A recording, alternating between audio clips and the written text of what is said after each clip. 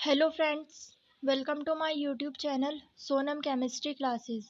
Friends, this is the lecture number 29 of BSc first semester chemistry important question series. तो friends, जैसा कि आप जानते हैं कि मैंने आपको लास्ट लेक्चर में बताया था कि मॉलिक्यूलर ऑर्बिटल थ्योरी क्या होती है और हम मॉलिक्यूलर ऑर्बिटल थ्योरी की हेल्प से हमारे जो डाई एटॉमिक कोवलेंट कंपाउंड्स होते हैं लाइक N2C2 इस तरीके के मॉलिक्यूल्स को, इस टाइप के मॉलिक्यूल्स को और कुछ स्पेसिफिक कोवलेंट मॉलिक्यूल्स के फॉर्मेशन, उनके मैग्नेटिक नेचर और उनके बॉन्ड ऑर्डर को एक्सप्लेन कर सकते हैं by using molecular orbital theory. And मैंने आपको बताया था कि मॉलिक्यूलर ऑर्बिटल जो होते हैं उनके दो टाइप होते हैं, बेसिकली 3 टाइप्स होते हैं। पहला होता है हमारा bonding molecular orbital, second is anti bonding molecular orbital and third होता है हमारा नॉन बॉन्डिंग मॉलिक्यूलर ऑर्बिटल। तो फ्रेंड्स, ये वीडियो मैं वहीं से कंटिन्यू कर रही हूँ। अगर आपने वो वीडियो नहीं देखा है तो मैं उसका लिंक आपको डिस्क्रिप्शन में ऐड कर दूंगी, आप वो वीडियो देख लेना। आज की वीडियो में हम समझेंगे कि हमारे sigma and pi molecular orbital क्या होते हैं एंड उनके हम फॉर्मेशन को देखेंगे। तो फ्रेंड्स, बात करते हैं सिग्मा मॉलिक्यूलर ऑर्बिटल की। बात करें अगर हमारा मॉलिक्यूल क्या है, डाई एटॉमिक मॉलिक्यूल है, तो वहाँ पर क्या होंगे, 2 एटम होंगे और उन दोनों एटम का क्या लेंगे, हम एक एक ऑर्बिटल लेंगे। मैंने आपको बताया था कि जो एटॉमिक ऑर्बिटल आपस में मिक्स होंगे उनकी एनर्जी सेम होनी चाहिए और उनकी सिमेट्री भी सेम होनी चाहिए। तो मैंने कंसिडर किया कि अगर मैं क्या करूँ, जो हमारा A2 मॉलिक्यूल है, फॉर एग्जांपल कि A2 मॉलिक्यूल लिया है मैंने।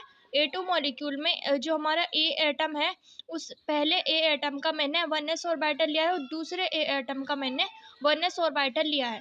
अब मैं क्या करूँ, इनकी हेड ऑन ओवरलैपिंग करूँ, यानी कि वन लोब इंटरेक्शन करूँ। मैंने आपको ये बताया था कि वन लोब इंटरेक्शन क्या होगा हमारा, जब हमारा क्या हो, atomic orbital head on overlapping करता है तो वो क्या करता है, सिग्मा बॉन्ड फॉर्म करता है, ये हम जानते हैं। इसी तरीके से अगर हमारा क्या करें, atomic orbitals head on overlapping करें या कहें हम वन लोब इंटरेक्शन करें, तो जो फॉर्म्ड ऑर्बिटल होगा, मॉलिक्यूलर ऑर्बिटल होगा, वो क्या होगा, हमारा सिग्मा मॉलिक्यूलर ऑर्बिटल होगा। तो ये हमारा क्या है, सिग्मा मॉलिक्यूलर ऑर्बिटल है। क्योंकि अगर हमारे ये दोनों फेज क्या होंगे, सेम होंगे, तो फ्रेंड्स यहाँ पे क्या होगा, जब ये सेम फेज में होंगे तो क्या होगा, हमारा बॉन्डिंग मॉलिक्यूलर ऑर्बिटल फॉर्म होगा। क्योंकि यहाँ पे क्या होगा, सेम फेज होने की वजह से इलेक्ट्रॉन वेव में क्या होगा, कंस्ट्रक्टिव इंटरफेरेंस होगा और ये दोनों जो न्यूक्लियस होंगे इनके बीच क्या हो जाएगी, इसे हम बोलते हैं रीजन को इंटर न्यूक्लियर रीजन। इसमें इलेक्ट्रॉन डेंसिटी इंक्रीज हो जाएगी, तो ये क्या हो जाएगा, हमारा बॉन्डिंग मॉलिक्यूलर ऑर्बिटल हो जाएगा। तो फ्रेंड्स, अगर हम बात करें कि इसका नाम क्या होगा इस मॉलिक्यूलर ऑर्बिटल का, तो इसका नाम बहुत ही हम सिंपल बता सकते हैं कि क्योंकि यहाँ से क्या होगा, ये अगर इस मॉलिक्यूलर ऑर्बिटल में इलेक्ट्रॉन हम डालें तो वो क्या करेंगे, इलेक्ट्रॉन हमारे सिग्मा बॉन्ड फॉर्म करेंगे। क्योंकि ये जो मॉलिक्यूलर ऑर्बिटल फॉर्म हुआ है वो हेड ऑन ओवरलैपिंग या का है वन लोब इंटरेक्शन से फॉर्म हुआ है। तो यहाँ पे फ्रेंड्स इसका नाम होगा हमारा सिग्मा, क्योंकि ये सिग्मा बॉन्ड फॉर्म करेगा मॉलिक्यूलर ऑर्बिटल। और यहाँ पे क्योंकि जिस एटॉमिक ऑर्बिटल की हम ओवरलैपिंग लेंगे, कराएंगे, उनका हम नाम यहाँ पे लिख देंगे। वो जैसे कि मैंने यहाँ पे 1s की कराई है तो यहाँ पे नीचे लिख देंगे 1s। तो ये हो जाएगा हमारा sigma 1s bonding molecular orbital. तो फ्रेंड्स यहाँ पे जैसे कि लिखा है, there is maximum electron density present in the inter nuclear region than other orbital. तो फ्रेंड्स इस वाले जो हमारा BMO फॉर्म होता है, बॉन्डिंग मॉलिक्यूलर ऑर्बिटल, और एंटी बॉन्डिंग मॉलिक्यूलर ऑर्बिटल में यही डिफरेंस होता है कि वहाँ पर इंटर न्यूक्लियर रीजन यानी कि दोनों न्यूक्लियस के बीच क्या होता है, इलेक्ट्रॉन डेंसिटी का डिफरेंस होता है। अभी हम सेकंड केस पढ़ते हैं पहले, देन मैं आपको एक्सप्लेन करती हूँ कि मैं क्या कह रही हूँ। तो फ्रेंड्स अगर हम सेकंड केस लें तो इसमें हम क्या करें कि मैंने अगेन यहाँ पे क्या लिया है, एक एटम का 1s ऑर्बिटल और दूसरे एटम का 1s ऑर्बिटल। ये वाला जो ऑर्बिटल है ये हमारा प्लस फेज में और दूसरा जो एटॉमिक ऑर्बिटल है वो क्या है, यहाँ पर माइनस फेज में है। तो ये भी हमारा क्या है, ये वाली इलेक्ट्रॉन वेव और ये वाली इलेक्ट्रॉन वेव क्या करेंगी, डिस्ट्रक्टिव इंटरफेरेंस करेंगी। जैसे कि मैंने आपको बताया था लास्ट लेक्चर में कि इलेक्ट्रॉन क्या होगा, इन एटॉमिक ऑर्बिटल में वेव की फॉर्म होगा। तो यहाँ पे इस वेव का साइन, इस वेव का फेज क्या होगा, नेगेटिव होगा, इसका फेज क्या होगा, प्लस होगा। तो यहाँ पे क्या हो जाएगा, जब इनमें डिस्ट्रक्टिव इंटरफेरेंस होगा तो यहाँ पर क्या हो जाएगा, इन दोनों न्यूक्लियस के बीच में इलेक्ट्रॉन डेंसिटी डिक्रीज हो जाएगी, डिक्रीज हो जाएगी। तो यहाँ पर हम इस तरीके से शो करेंगे कि यहाँ पे इलेक्ट्रॉन डेंसिटी डिक्रीज हो गई है, और डिक्रीज होने की वजह से बीच में हमारा क्या होगा, एक नोड प्रेजेंट होगा। नोड किसे कहते हैं फ्रेंड्स? नोड हमारा वो रीजन होता है एटम में, या कहीं किसी एटॉमिक ऑर्बिटल की बात करें हम, या फिर किसी मॉलिक्यूलर ऑर्बिटल की, तो उसमें मॉलिक्यूल में या कहें एटम में वो रीजन होता है न्यूक्लियस का अराउंड जहाँ पर हमारी इलेक्ट्रॉन डेंसिटी पाए जाने की जो प्रोबेबिलिटी होती है वो क्या होती है, मिनिमम होती है। यहाँ पे हम कहेंगे कि इलेक्ट्रॉन यहाँ पे बहुत कम पाया जाएगा, इलेक्ट्रॉन डेंसिटी क्या होगी इस रीजन में, ये वाला जो एक्सिस जा रहा है इसमें मिनिमम होगी। I hope this is clear to you.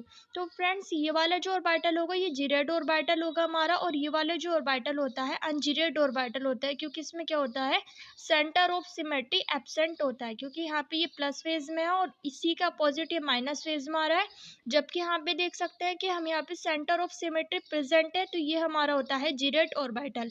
Friends ये जो मैं आपको ये सारी चीज़ें बता रही हूँ ये काफ़ी इंपॉर्टेंट है, क्योंकि मैं जो अगले लेक्चर आपको बताऊंगी उसमें मैं आपको मॉलिक्यूलर ऑर्बिटल डायग्राम बनाना सिखाऊंगी। उसमें मैं आपको बताऊंगी कि ये जीरेड ऑर्बिटल है अनजीरेड ऑर्बिटल, या फिर आपके very short answer type question में भी ये क्वेश्चन आ सकता है कि कोई हमारा जीरेड ऑर्बिटल है वो हमें पूछ लें कि कौन सा जीरेड ऑर्बिटल है और कौन सा अनजीरेड ऑर्बिटल है।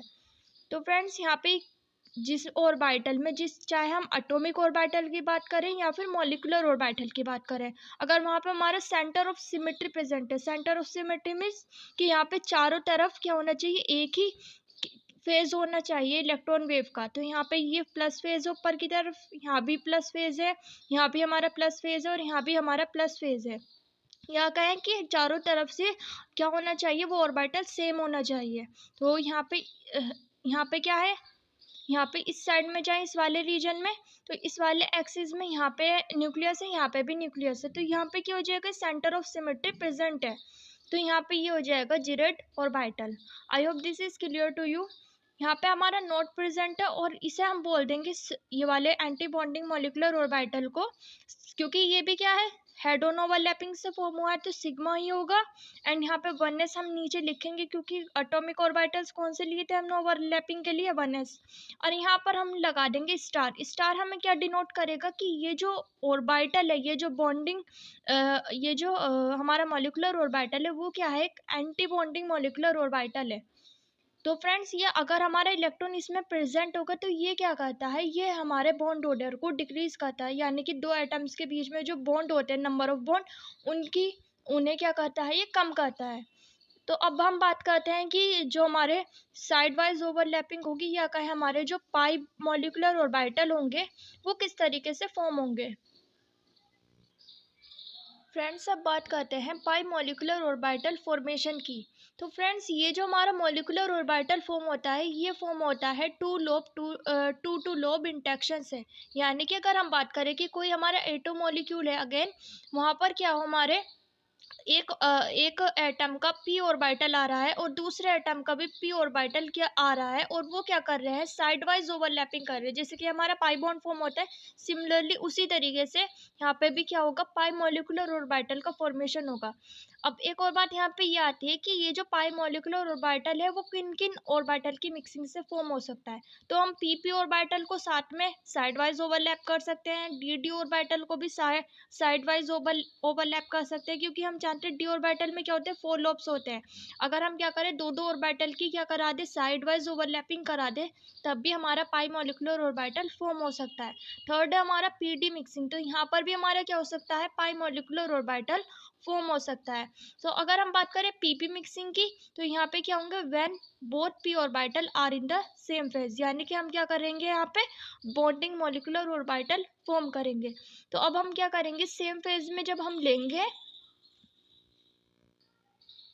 तो फ्रेंड्स आप देख सकते हैं कि मैंने यहाँ पे ये वाले पी ऑर्बिटल को लिया है, सेम प्लस लिया है, यहाँ पे मैंने नीचे माइनस लिया है। इस वाले जो पी ऑर्बिटल है इसे भी मैंने क्या करा है कि ऊपर की तरफ प्लस लिया है और नीचे की तरफ माइनस लिया है। तो अब क्या होगा कि यहाँ पे ये दोनों इलेक्ट्रॉन डेंसिटी क्या है, यहाँ पर सेम फेज में, ये दोनों इलेक्ट्रॉन वेव जो प्रेजेंट है इस लोब में वो सेम फेज में है। तो यहाँ पर क्या हो जाएगा, हमारा ऊपर की तरफ भी कंस्ट्रक्टिव इंटरफेरेंस हो जाएगा और नीचे भी हमारा सेम फेज में, यहाँ भी माइनस है यहाँ भी, तो यहाँ भी क्या हो जाएगा, कंस्ट्रक्टिव इंटरफेरेंस होगा।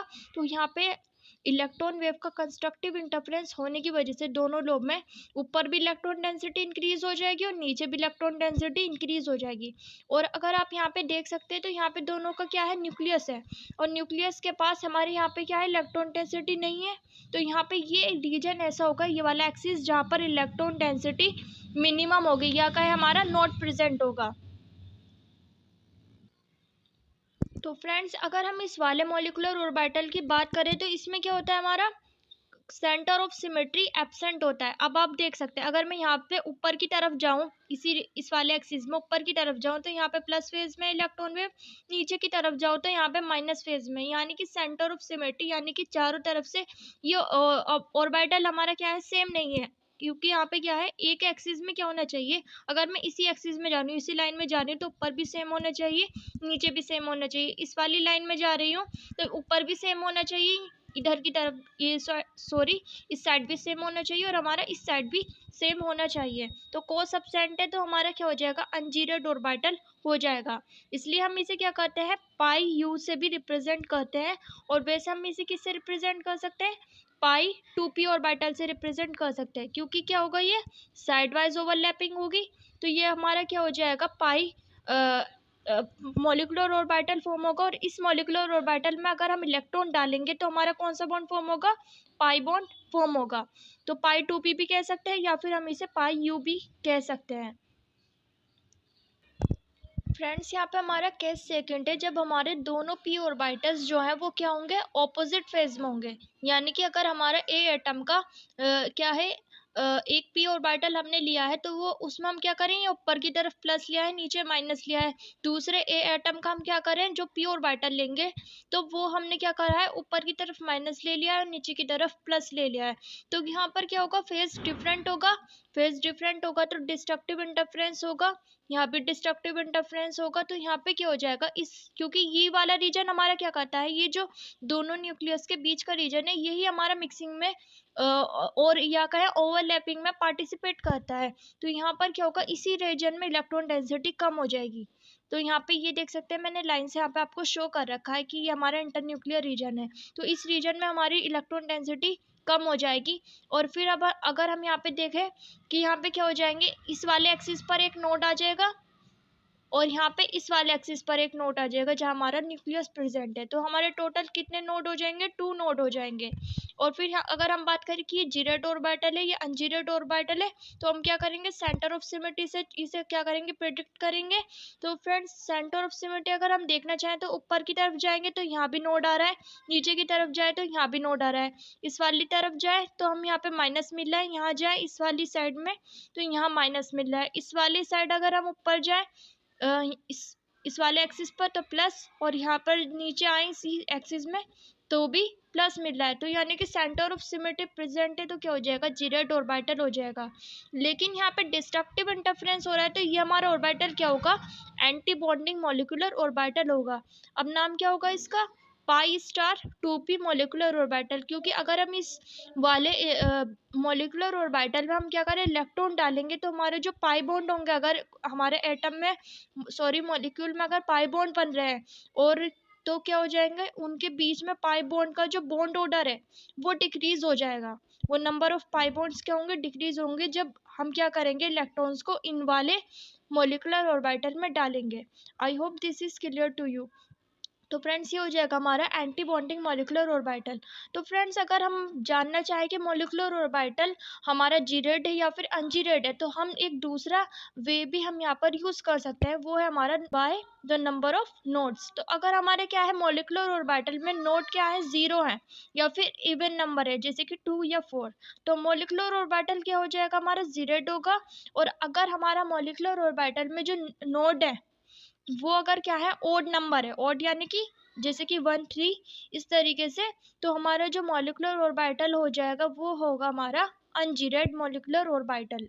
फ्रेंड्स आपको एक और इम्पोर्टेंट बात यहाँ पर ध्यान रखनी है कि यहाँ पर जो हमारा सिग्मा मॉलिक्यूलर ऑर्बिटल है वो एसएस वन लोब इंटरेक्शन से, या फिर PP वन लोब इंटरेक्शन, या फिर DD वन लोब इंटरेक्शन से फॉर्म हो सकता है। यानी कि हम क्या करें, p ऑर्बिटल का अगर एक एक लोब लिया है तब भी हमारा क्या हो सकता है, सिग्मा मोलिकुलर ऑर्बिटल फॉर्म हो सकता है। और अगर d ऑर्बिटल का हम एक एक लोब लिया है तब भी हमारा सिग्मा मोलिकुलर ऑर्बिटल फॉर्म हो सकता है। तो फ्रेंड्स ये होता है हमारे sigma and pi molecular orbital. तो फ्रेंड्स ये वीडियो आपके लिए इम्पोर्टेंट है, क्योंकि आपको ये सारी चीज़ें आनी चाहिए मोलिकुलर ऑर्बिटल डायग्राम बनाने से पहले। क्योंकि नेक्स्ट लेक्चर में मैं आपको बताऊंगी कि मोलिकुलर ऑर्बिटल डायग्राम कैसे बनाते हैं, और वहाँ पे ये सारी चीज़ें आपको नीड होगी, वहाँ पे ये सारी चीज़ों की, and that is important for your exams. तो फ्रेंड्स अगर आपको ये वीडियो अच्छी लगी है तो please like this video, share this video with your friends too, subscribe to my channel, and thanks for watching this video. Have a nice day.